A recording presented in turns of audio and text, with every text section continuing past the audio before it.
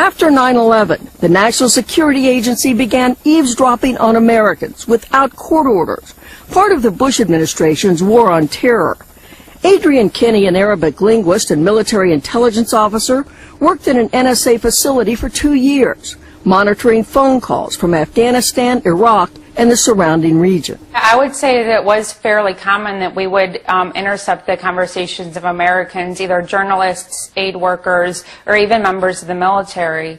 Kinney says even after she protested to superiors that these calls involved Americans and had nothing to do with terrorism, she was told to keep listening. A lot of them were personal calls back to the United States. It felt almost like you were reading somebody else's diary. Today, NSA said it's investigating the allegations and considers the constitutional rights of U.S. citizens to be sacrosanct. But critics say the surveillance program violated a law which prohibited domestic spying on Americans without a warrant issued by a special court.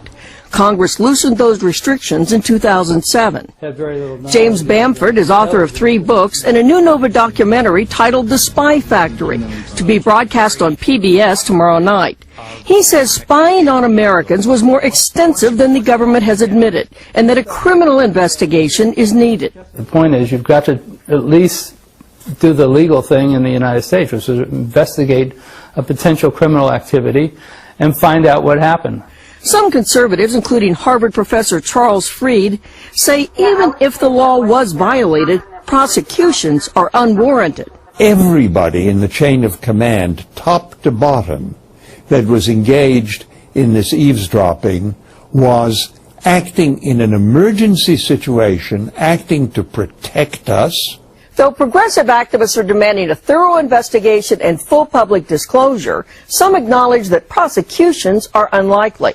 And so far, President Obama seems to be signaling that he wants to move on. Lisa Myers, NBC News, Washington.